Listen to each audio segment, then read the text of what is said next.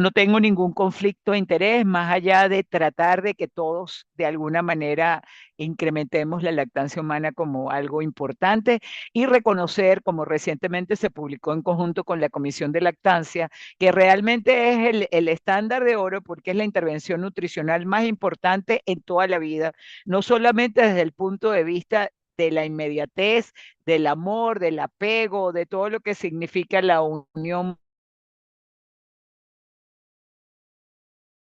madre e hijo, sino que eventualmente en su niñez y sobre todo en su posterior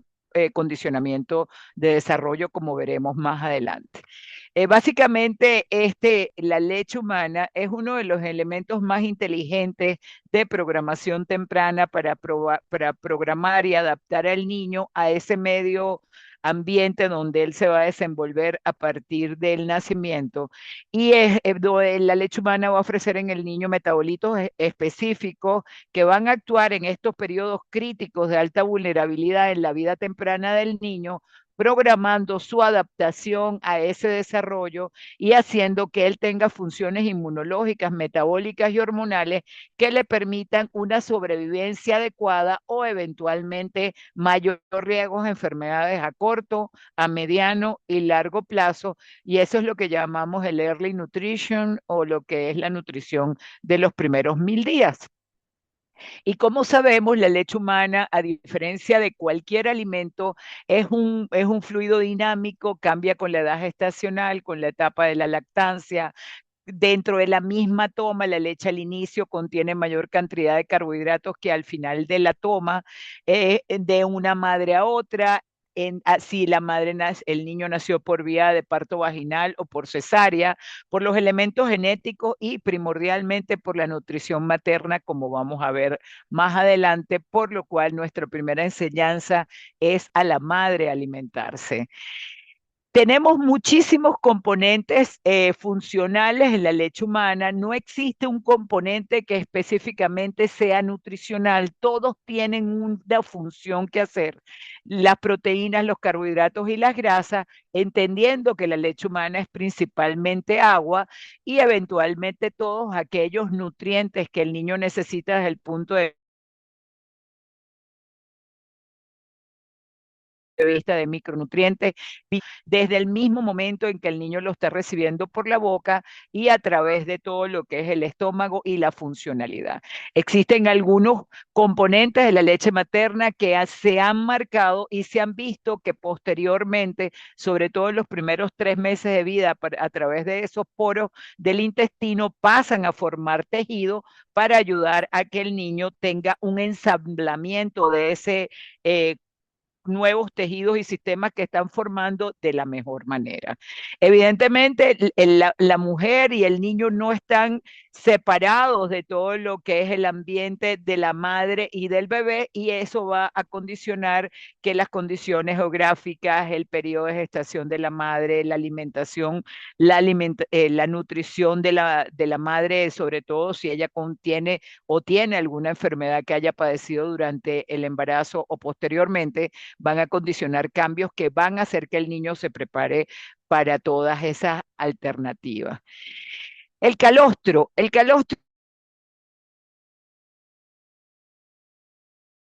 no es el oro líquido como así solamente va a proteger al niño, sino que va a garantizar que tenga una minimización del riesgo en caso de que el niño esté en contacto con patógenos ambientales. Ofrece una cantidad, es principalmente proteína, es un extracto del plasma de protección donde hay células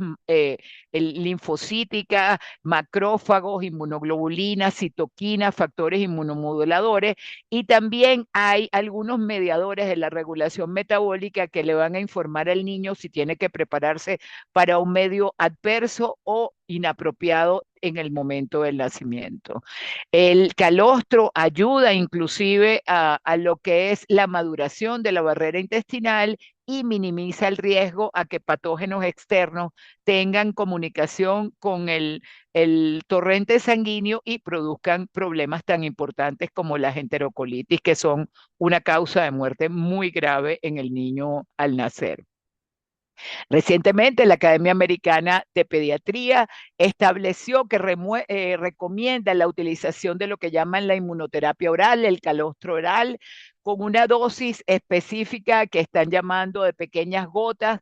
que cada 4 horas por 8 a 10 días en el niño, primordialmente en el niño que nace de alto riesgo, prematuridad o que nace bajo peso al nacer, para ayudar a que ese niño se adapte de una mejor manera a ese periodo de inicio, y lo cual también puede reflejar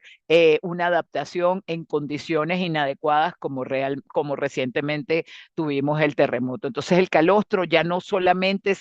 es un alimento, es un oro, sino que además es un mecanismo terapéutico que se está utilizando en los niños de alto riesgo. Como bien sabemos, la leche humana ya en el periodo ya de lo que llamamos la leche madura va a tener elementos funcionales, elementos biodisponibles, interacciones entre estos elementos que contiene la leche, inmunomoduladores, protectores del sistema intestinal y de todo lo que es la parte inmunológica del niño. Tiene elementos esenciales, lo cual quiere decir que son elementos que el ser humano necesita para formar sus órganos y tejidos únicos del ser humano, propios de la especie, y elementos funcionales que vamos a destacar poco a poco. Uno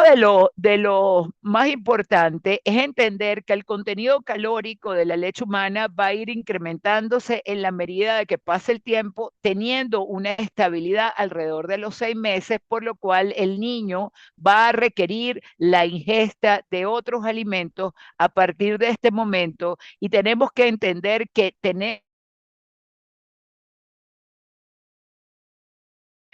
que preparar a esa madre, si no corremos el riesgo de que el niño empiece a presentar deficiencia de nutrientes y de micronutrientes.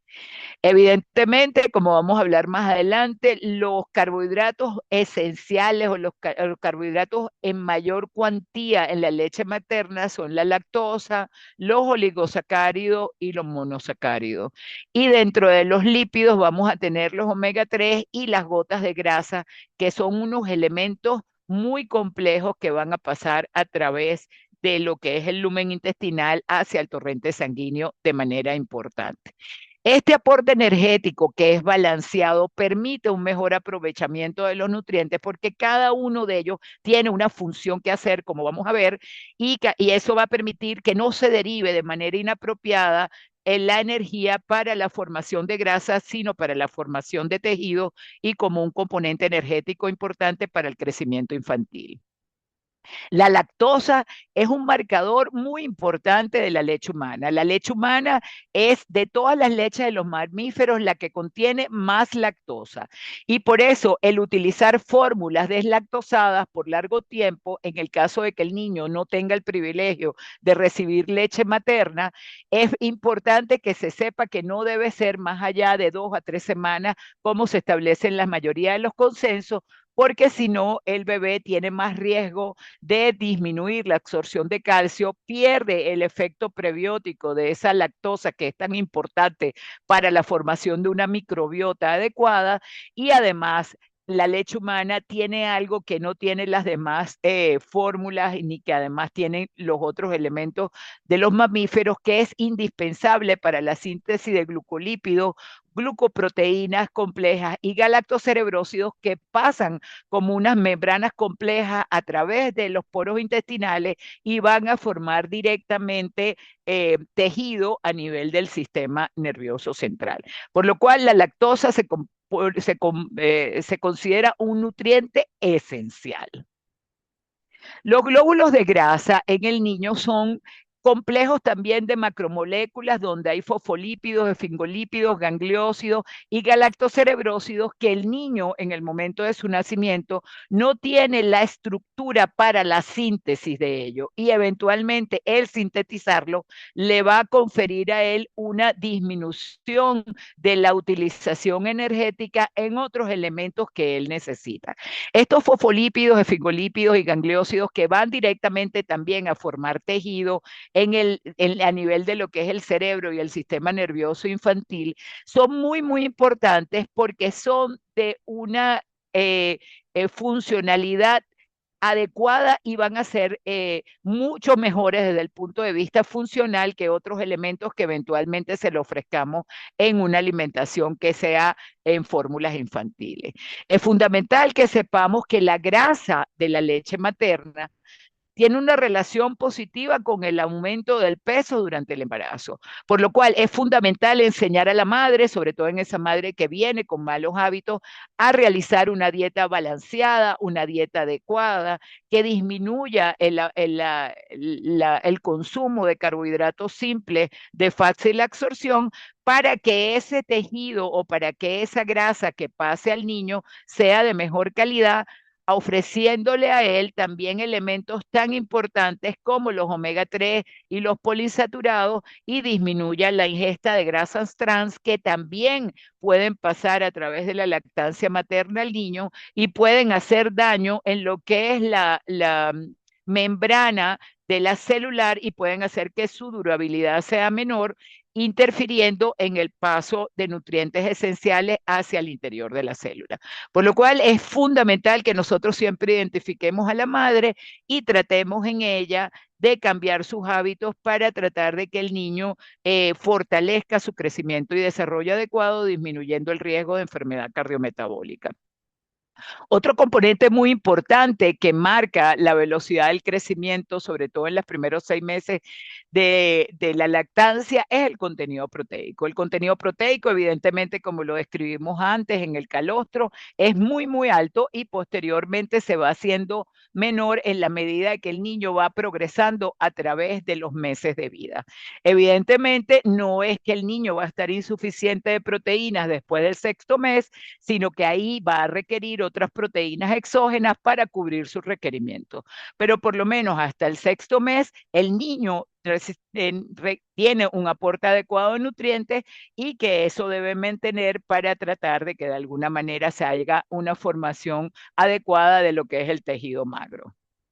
Las proteínas de la leche humana van más allá de la simple formación de tejido. Hay peptidasas que ayudan a mejorar la absorción de proteínas. La lactoferrina, que para mí es uno de los elementos héroes prácticamente de lo que es las proteínas a nivel del torrente intestinal del niño, porque permiten una absorción de hierro más adecuada. Se vienen asociadas al hierro, por lo cual no dejan el hierro en el lumen intestinal como un aporte de nutrientes para los gran negativos, sino que ella lo atrapa y lo lleva hasta el intestino, favoreciendo la biodisponibilidad del hierro. Y además, este favorece el pH, lo hace más ácido para que de alguna manera se absorba también ese hierro más adecuadamente.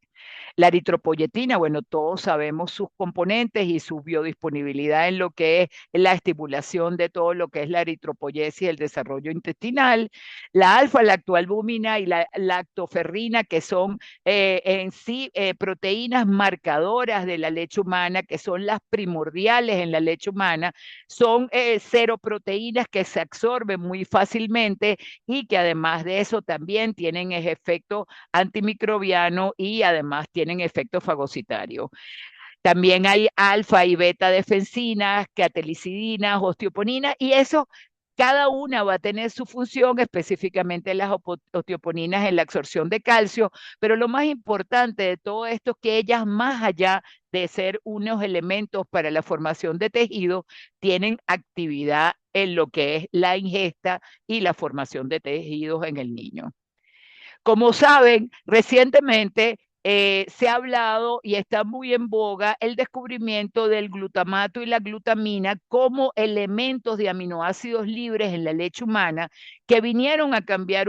vinieron a representar como un paradigma, porque antes se pensaba que todos ellos formaban parte de la estructura de las proteínas y ahora se sabe que ellos tienen una función específica como moléculas de señalización metabólica e inmunológica.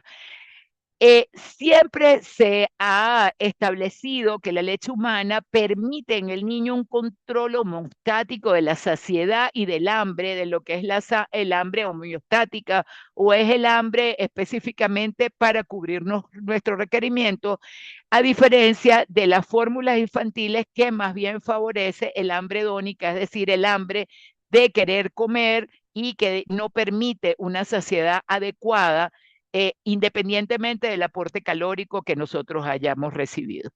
Estos aminoácidos esenciales como el glutamato y la glutamina, y específicamente el glutamato, ofrece lo que llamamos el sabor umami, que antes no entendíamos por qué teníamos papilas gustativas específicamente para ello, y ahora se entiende porque forma parte de la leche humana. Y ellos van a permitir ese glutamato, cuando entra en el torrente intestinal, él va a emitir una información a través del nervio vago que va a facilitar en el niño la saciedad. Eso no lo hace ningún otro alimento en esa etapa de la vida, por lo cual va a ser un elemento esencial en lo que es la regulación de la saciedad del apetito y además ayuda el glutamato también a incrementar la actividad de algunas enzimas digestivas. Como ellos no se quedan sin trabajo, ese glutamato también tiene un efecto importante en ofrecer combustible al enterocito, permitiendo que la glucosa no quede atrapada en el enterocito y pase al torrente sanguíneo como energía para otras células en el interior del cuerpo del recién nacido. Todas, yo creo que no existe ningún elemento esencial de la leche humana que no trabaje en lo que es la modulación de la microbiota, tratando de vencer las enterobacterias o eventualmente las bacterias que pueden ser patógenas.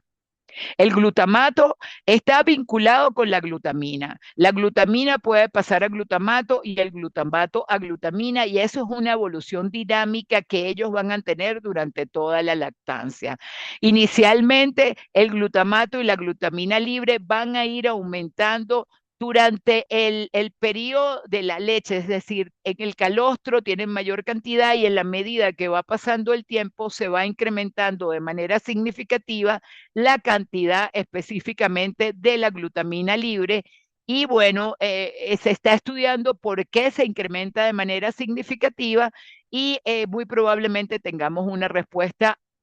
más adelante, pero ya entendemos que van a ser una función esencial en otros estudios como se va a revelar ahorita. El glutamato y la glutamina también ayudan a la síntesis de nucleótidos, a la expresión de algunas proteínas específicas en lo que es el establecimiento de las juntas en todos esos poros intestinales para disminuir en la permeabilidad aberrante y la posibilidad de mayor riesgo a enfermedades inflamatorias y alergénicas. Y además también glutamato y glutamina también ejercen un efecto importante en la regulación y en la programación de estos macrófagos y los linfocitos, ayudando a la prevención de las patologías y eventualmente trabajando en lo que es el balance inflamatorio. Por otra parte, esto es una de las cosas que recientemente se está trabajando y que va a traer mucho de qué hablar, a Néstor le va a gustar mucho, que es la variación que hasta ahora no se había visto en lo que es las concentraciones de los aminoácidos en los diferentes sexos de los niños. Se cree, y eso está en estudio y vamos a ver más adelante, que este glutamato y glutamina también van a favorecer la adaptación para los diferentes sexos, favoreciendo en el niño una mayor contextura, un mayor crecimiento óseo, un incremento de la masa magra y una inmunización diferente a la niña, donde el crecimiento óseo no es que va a ser menor desde el punto de vista longitudinal y maduración, sino del punto de vista de la contextura, teniendo ella una menor masa magra, porque la masa magra iría asociada a ese crecimiento óseo y por ende una diferenciación de la maduración. O sea que vamos a tener mucho de qué hablar en los próximos tiempos. Aquí le dejo esta lámina bien interesante donde engloba todo lo que hemos hablado ahora del glutamato y la glutamina y que van a traer mucho de qué hablar en los próximos meses. Otro importante factor que se está utilizando no solamente desde el punto de vista de componente de la leche materna, sino desde el punto de vista terapéutico, son los factores de crecimiento epidérmico, porque estimulan la síntesis de enterocitos y el cierre de poros. Se está utilizando en los síndromes de malabsorción, los factores de crecimiento neurotrópico y cerebral, que como ustedes saben, se están utilizando en los niños que han tenido hemorragia del sistema nervioso central o en la restauración del tejido nervioso que haya sido dañado, los factores vinculados a todo lo que es el estilo de los factores de crecimiento insulina-like, IGF-1, IGF-2 y todo lo ligado a las proteínas como un elemento formador y de crecimiento del tejido y del tejido muscular y eventualmente del crecimiento somático, los factores de crecimiento eritropoyético que se están estudiando en los problemas de enfermedades hematológicas y algo muy importante que son los factores de crecimiento vasculares que se están estudiando en la angiogénesis, o sea, en el desarrollo de todas las alteraciones que pueden estar vinculados a los problemas cardiovasculares y también en la retinopatía del prematuro.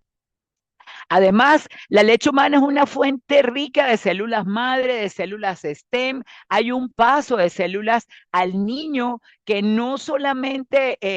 se veía o se creía que antes se le producía en intrauterino, sino que las células madres siguen pasando a la descendencia durante años mientras el niño esté lactando. Estas células madres no solamente van a pasar al niño, sino que van a ser un marcador que va a permanecer hasta la edad adulta. Inclusive, si estas células de la madre pueden pasar a los óvulos de las niñas o a lo que es el ovario de las niñas y pueden pasar a la descendencia marcando intergeneracionalmente algunas alteraciones y eventualmente muchas de ellas están vinculadas a las enfermedades cardiometabólicas. Los microRNA en la leche humana van a ayudar a la renovación, a la diferenciación de las células madre.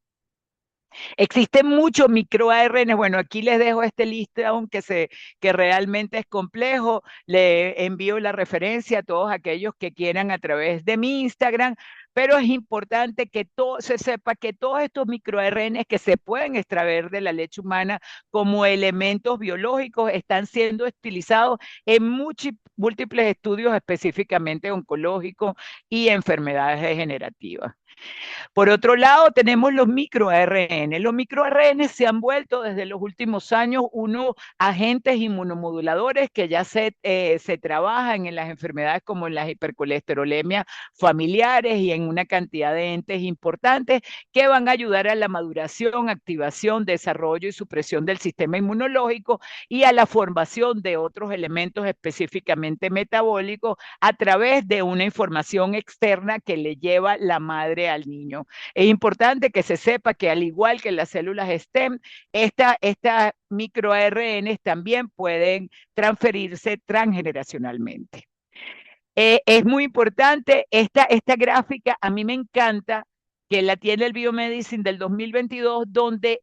la circulación materna y la alimentación materna, que en ese momento, a través de lo que ingiere la madre, las plantas y los animales, de alguna manera le marca al niño la crononutrición, lo que está pasando, si están en invierno, si están en época de verano, y ese niño va a producir una cantidad de micronutrientes, de microARN que van a ir en unos exosomas, y esos exosomas van a pasar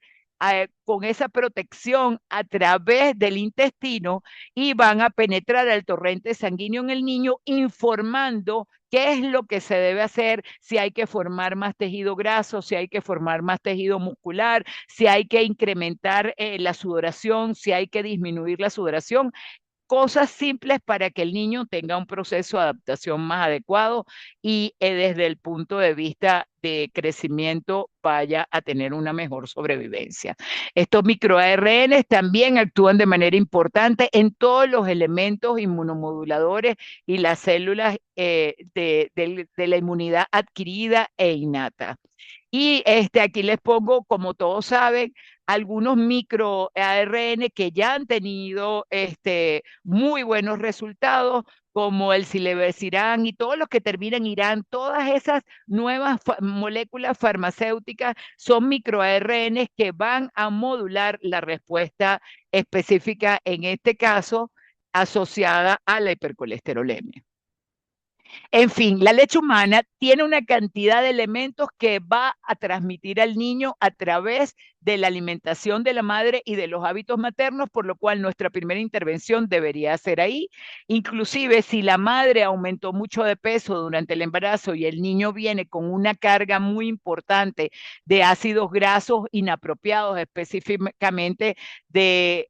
tejido adiposo blanco, que no es un tejido adiposo tan funcional como el tejido pardo, la leche materna puede ofrecer en el momento del nacimiento unos acilgliceroles que están siendo estudiados para modificar ese tejido blanco a tejido adiposo pardo. O sea que es un elemento importantísimo que va a cambiar muy pronto lo que es la experiencia del tejido adiposo, específicamente el tejido adiposo disfuncional, que es el que se produce cuando la mamá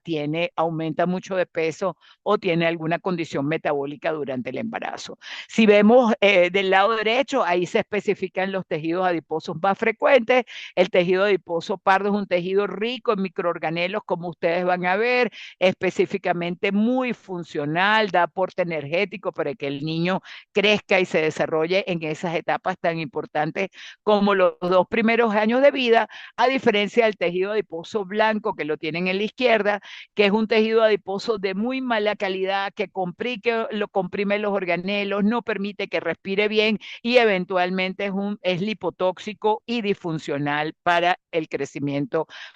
produciendo aterosclerosis inclusive desde etapas tan precoces como la lactancia. La leche humana debe fortalecerse con el hábito alimentario y evitar que la madre tenga una ingesta rica en alimentos azucarados o en alimentos que tengan aditivos azucarados o inclusive aditivos edulcorantes. Afortunadamente las nuevas guías ya establecieron que los edulcorantes no ayudan para nada, sino que son contraproducentes porque son químicos. Entonces tenemos que modificar esos sabores de la lactancia trabajando en los hábitos maternos. Por otro lado, otro elemento muy importante que se ha descubierto en los últimos años son las exercinas que realmente se producen, y esto está demostrado en que los hijos de las madres que amamantan y son deportistas van a tener una mejor musculatura y van a tener una musculatura mayor y un menor tejido adiposo, porque las exercinas también pasan al niño y de alguna manera lo preparan para tener una mejor masa muscular y sobrevivir. Entonces, fundamental, apenas se pueda, recomendar a las madres que reinicien o que hagan algún tipo de actividad física. Aquí le pongo esta mezcla de elementos que todos sabemos, este ecosistema sinérgico, donde eventualmente no hay nadie que esté trabajando solo, sino como aliados, ojalá aquí afuera sí, para tratar de alguna manera a través de la leche humana llevar todos los elementos para la protección y supervivencia del niño. Aquí de una manera más simple, para que lo tengan no solamente para ofrecérselo desde el punto de vista docente, sino también a sus pacientes. Los oligosacáricos de la leche humana no tienen nada que ver con los que tienen las fórmulas infantiles, superan, son individuales, son regionales. Hay mucho que estudiar con respecto a estos oligosacáridos que hasta ahora se han sintetizado para alguna de las leches, pero realmente no se igualan ni bueno, ni lejanamente a lo que contiene la leche humana. Ellos van a mejorar todo lo que es la actividad prebiótica en conjunto con las citoquinas y las inmunoglobulinas, van a ser una barrera significativamente protectora en ese niño y a través de las vesículas, como hablamos antes, van a entonces hacer una sinergia y en conjunto con ese glutamato para el desarrollo y la madurez del todo el sistema inmunológico. El ambiente pre y postnatal temprano influye en el niño de por vida. La leche humana contiene nutrientes y factores bioactivos que mejoran la adaptación del lactante y afectan los mecanismos de regulación epigenética que no tiene ningún otro alimento desde el punto de vista que se haya realizado industrialmente. Tiene unos niveles altos de microARN que son exclusivos y son transmitidos de madre a niño para que haya un proceso de adaptación. Las células madres, hay un paso de células madres a través del niño que inclusive puede tener efectos terapéuticos y esta transferencia fisiológica de los elementos es insustituible por cual la leche humana proporciona las señales para la programación epigenética, es decir, para el proceso de adaptación de ese niño a estar de una manera más saludable y sobrevivir más adecuadamente. Es importante que se sepa que los humanos pueden transferir material genético, además, a través de la reproducción sexual, a través de la leche humana, como se ha visto, por lo cual la leche humana es intransferible y es inigualable. Aquí también les dejo esta diapositiva que me pareció muy interesante porque la composición de la leche humana va a determinar lo que llamamos los lactotipos de cada leche y hay una cantidad de elementos que van a interferir a través de la leche, algunos que podemos modificar como los del lado derecho, la edad, la dieta, la actividad física, el consumo de algunos elementos tóxicos para la madre, el mejorar sus condiciones socioambientales y sobre todo mejorar el nivel socioeconómico de la madre y permitirle a ella que realmente tenga una satisfacción en lo que es el aporte de la alimentación. Las intervenciones nutricionales en los primeros 1000 días a corto, mediano y largo plazo pasan de manera óptima por la leche humana. Cualquier momento, cualquier enfermedad que haya sufrido la madre durante el embarazo o en el periodo preconcepcional que eventualmente le haya afectado un aumento de peso significativo, un problema de preeclampsia, un problema eventualmente de diabetes gestacional, puede ser mejorado y revertido con la leche humana, por lo cual ella nos va a permitir que ese niño no desarrolle crecimientos acelerados post-periodo crítico, sobre todo en los niños de alto peso al nacer o bajo peso para edad gestacional, y por ende le disminuya el riesgo a las enfermedades crónicas, específicamente la obesidad, la diabetes tipo 2 y las enfermedades cardiovasculares que repuntan inclusive en más de un 50% en los países desarrollados. Todas las guías nacionales e internacionales trabajan en la prevención de las enfermedades cardiometabólicas y nosotros no nos podemos quedar atrás y creo que lo hemos hecho afortunadamente en este mes maravilloso de la lactancia materna y que no dejemos dejar atrás. Específicamente agradezco mucho a la filial Miranda por la invitación y sobre todo a la Comisión de la Lactancia Humana, que ustedes saben que yo soy una de sus fans. Los pediatras tenemos las herramientas para modificar las alteraciones epigenéticas y evitar o disminuir el desarrollo de las enfermedades. Aquí les mando el testigo como los corredores para seguir trabajando en la promoción de la salud. Muchísimas gracias. Bueno, y ahora tenemos un espacio para hacer algunas preguntas a la doctora Libe. Ya tenemos varias aquí en el chat. En primer lugar, tenemos, ¿cuáles cree que son los tres mediadores claves que hacen superior a la leche humana? Bueno, yo no puedo decir que uno sea más que otro, pero realmente yo creo que los mediadores más claves o más específicos que solamente tiene la leche humana son los microARN que van a ir específicamente modulando los diferentes metabolismos y los diferentes metabolismos en el área osteomuscular, en el área del tejido adiposo, en el área cerebral. Específicamente también los contenidos de los macronutrientes, específicamente la lactosa, la proteína y los carbohidratos que van a ejercer el combustible para que el niño funcione de manera adecuada y además ese ambiente de la leche humana permite también una mayor biodisponibilidad de elementos tan importantes como minerales como el calcio y el hierro, que de otra manera no podrían pasar al torrente sanguíneo, y de otros micronutrientes como los oligoelementos y las vitaminas. Y por último, esa interacción entre lo que es las microvesículas y el ambiente externo que le permiten la adaptación al niño.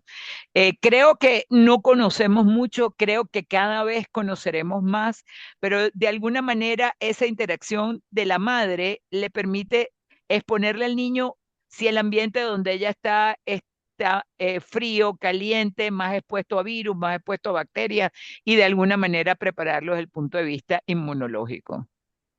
Sí, justamente es un aspecto muy interesante que todavía estamos en pañales respecto a la crononutrición y lactancia materna y las modificaciones epigenéticas. Cada vez aparecen más artículos, al menos desde mi especialidad, que la primera intervención cardiovascular y endocrina es la lactancia materna. Y no nos podemos olvidar, no solamente en esa etapa de lactante, sino también a medida nos vamos acercando ya que el adolescente vaya a salir de nuestra consulta, también a ser multiplicadores de esta información, porque ellos van a ser padres en un futuro. Entonces, que ya tengan esa información o esta información tan valiosa me parece que es fundamental. Voy a leerle otras preguntas. ¿Cómo modifican los factores ambientales maternos, como por ejemplo estrés, dieta, índice de masa corporal o estado de vacunación, la expresión y concentración de los mediadores funcionales de la lactancia humana? Bueno, con respecto, vamos a empezar un poco con el índice de masa corporal. El índice de masa corporal no refleja nada importante en ese momento. Si la madre viene con una obesidad o viene con una deficiencia y cambia sus hábitos y los mejora, aun cuando tenga un sobrepeso o aun cuando tenga una malnutrición, la leche materna va a ofrecerle al niño todos los nutrientes. E inclusive eso puede ser un plus para nosotros porque en el momento que ella empiece a ofrecerle la alimentación complementaria, ella lo va a hacer de mejor calidad que lo que ella recibió. Entonces vamos a poder revertir un poco la malnutrición por exceso o por déficit que la madre tuvo. Es importante que muchas veces trabajamos o pensamos que el índice de masa corporal es un marcador, pero hay madres que pueden tener un índice de masa corporal adecuado y comen muy mal, comen muchos ultraprocesados, comen bajas dietas en proteína, hacen ayunos prolongados y eso también es contraproducente en los niños. Desde el punto de vista de lo que es la parte inmunológica, se sabe que toda exposición de la madre a un ambiente que haya patógenos, bien sea virales o bien sea bacterianos o parasitarios, va a incrementar la defensa innata y la defensa específica en ese niño y va a favorecer que el niño se prepare a través inclusive de las glándulas de Montgomery en el pezón. El niño de alguna manera con la salivación le dice a la madre a lo que se ha expuesto y ella tiene la capacidad de producir anticuerpos y macrófagos específicos. También se sabe que las vacunaciones van a ofrecer una respuesta inmunológica en la madre, aquellas vacunaciones que han sido aceptadas, y que eso también van a pasar a través del niño en corto, mediano y largo plazo. Hasta ahora algunas no dan una memoria inmunológica a largo plazo, pero sí pueden funcionar adecuadamente en las epidemias. Creo que hay algo. Y bueno, y evidentemente El estrés. el estrés es algo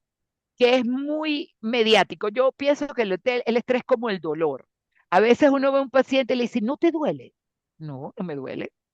Y tú dices, ¿pero qué te debería doler? Y hay unos pacientes que lloran porque simplemente se pisaron. Entonces, el estrés es algo muy sensorial, muy personal. Hay personas que están bajo una situación de estrés y tienen un control de la situación de estrés adecuado. Hay personas que están en una situación de mediano estrés y andan angustiados y eso hace que de alguna manera la respuesta sea inapropiada. Entonces, el estrés es más allá que algo que yo pueda definir, eso tiene que ser individualizado, pero evidentemente cualquier persona que esté en una condición de estrés socioambiental debe ser ayudada, intervenida y acompañada, porque eso es lo único que va a favorecer que ella incremente ese vínculo con su hijo.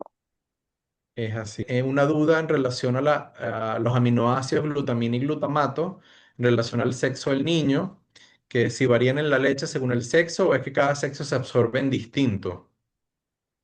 No, en realidad todavía eso está mucho en estudio. Se sabe que hay una composición diferente en la leche humana que es del niño y de la niña. Eh, Aparentemente tienen ese efecto en lo que es la masa muscular y en lo que es primordialmente la contextura, el permitir que el hueso sea un poco más grande, más ensanchado, que eso es lo que hablamos de contextura. No estamos hablando de mineralización, sino del ancho del hueso del niño va a ser un poco más grande y también eso va a traer que el niño pues haya una diferenciación en el sexo, que los niños son más grandes que las niñas desde las primeras etapas de vida. Eh, la glutamina y el glutamato, ellos actúan de manera sinérgica, o sea, en un momento el glutamato puede convertir glutamina y la glutamina en glutamato. Hay unas sintetasas que van pasando de uno al otro. Lo que sí se sabe es que la glutamina es el aminoácido más abundante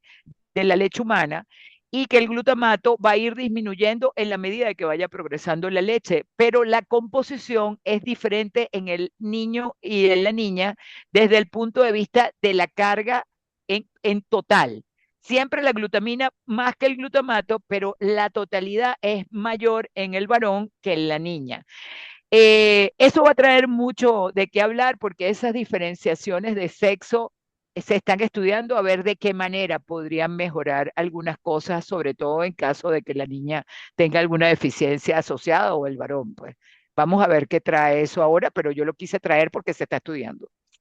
Y es que La malnutrición por alimentos inapropiados, específicamente por ultraprocesados, trae como consecuencia esa, tú sabes, esa doble carga inapropiada con un sí, exceso de adiposidad, pero además una de las cosas más que deteriora más el nivel cognitivo de los niños es la deficiencia de hierro asociada al consumo de alimentos ultraprocesados y la deficiencia de hierro sin que esté asociada a anemia, que es muy importante, porque a veces esperamos la anemia para intervenir y no trabajamos en lo que está ingiriendo la madre, es causa de deterioro cognitivo. Entonces es fundamental que nosotros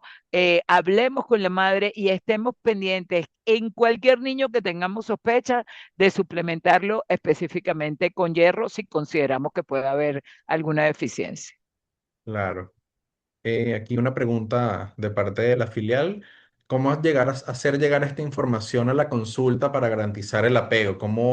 ¿Qué tips nos pudiera dar para que los padres se sientan realmente comprometidos y entusiasmados con esta parte tan importante de la lactancia? Bueno, yo creo que lo más importante es tratar de hablar con la mamá y no cuestionarla por lo que ella está haciendo, porque a veces nosotros los pediatras le damos como órdenes, tienes que hacer, y no las oímos a ella. Entonces es fundamental de que ellas entiendan, porque la madre que no lacta, específicamente al principio, es porque tiene miedo de que el niño no esté bien nutrido. Y tenemos que decirle a ella orientarla, que le dé su alimentación al bebé, que le dé a libre demanda. Si podemos trabajar con alguien que la acompañe, bien sea el padre o la pareja o algún familiar cercano, tratar también de ofrecerle a ella esa seguridad y decirle estos elementos importantísimos, porque ella, más que creer que va a alimentarlo, va a disminuir el riesgo a que ese niño tenga algunos problemas y al hacerle saber a ella que el niño metabólicamente va a estar mejor, que va a tener inclusive células, que su sistema de diferenciación va a ser más apropiado y por eso dejé como esas gráficas para los padres y para también para nosotros como académicos, enseñárselas a las mamás. Y ellas, mira, estos van a hacer esto. Fíjate que los oligosacáridos son tan inteligentes que se disfrazan como de bacterias y se mete en el intestino para que el niñito crea que es el intestino y que es una bacteria y produce anticuerpos. Eso es maravilloso. Y eso es lo que hay que hacerle a la mamá y la mamá va entonces entendiendo que no es que tiene que darle tanto, sino que darle algo y progresivamente ella muy probablemente empiece a poner a un lado esa leche artificial que si le hablamos a ella que es un producto que no es inteligente, que no tiene nada que ver ni con ella ni con nadie, ella muy probablemente vaya a empezar a alimentar a su niño prioritariamente con leche humana y ojalá la logremos hacer exclusiva. Yo específicamente creo que eso es fundamental, sobre todo cuando la madre viene ya con una fórmula casada, ahí es donde es más difícil hacer la intervención. Sí, gracias doctora por esas recomendaciones y gracias nuevamente a los participantes que se han quedado hasta el final para escuchar de su importante experiencia y conocimientos en esta área. Eh, ¿Algún comentario adicional por parte de los participantes? Osmari. Hola, buenas noches a todos. Nuevamente, doctora, bueno, agradecerle por Hola, Mari. acompañarnos y por siempre estar dispuesta a participar en este tipo de actividades académicas, apoyar, por supuesto, a la filial, además que es miembro, y bueno, agradecer a todos los participantes la noche de hoy, porque como comenta Néstor, se han quedado hasta el final. Es un tema bastante interesante, bastante bonito, que aún hay, bueno, muchas cosas que se siguen estudiando, pero realmente de eso se trata esta actividad académica de conocer, aprender y seguir haciendo lo que nosotros sabemos hacer con la lactancia humana y sobre todo pues en este mes que nos complace ver muchas actividades para fortalecer este vínculo materno que es el mejor. Gracias, doctora, nuevamente, excelente conferencia. Estamos muy agradecidos desde la Junta de la Filial Miranda y por supuesto a los especialistas que nos acompañan también la noche de hoy, la doctora. Bueno, para mí siempre es un honor y de verdad también un punto, Néstor, que es fundamental cuando tú me preguntabas, muchas mamás vienen con un listado, porque inclusive está hasta impreso, de las cosas que no pueden comer porque están lactando. Dios, o sea, enséñales que deben comer saludable. Más nada, no tienes por qué hacer restricción, restricción. Entonces vienen las mamás, no es que no puedo comer nada más, nunca voy a poder tomarme ni un café. No, hay que hablar un poco con ellas también con respecto a esa información que vienen a veces etiquetada desde los sitios donde tienen a los bebés. Eso es correcto. Sí. Bueno, muchísimas gracias, doctora, nuevamente. Agradecidos desde la filial y desde, por supuesto, con la Sociedad Venezolana de Pericultura y Pediatría de la Junta Central por acompañarnos. Gracias a los participantes y, bueno, seguiremos conversando de lactancia de aquí en adelante, siendo entes reproductores y de toda esta información y, por supuesto, para favorecer la optimización de la lactancia en nuestros pacientes. Gracias a los que nos acompañaron y bueno, damos por concluida la actividad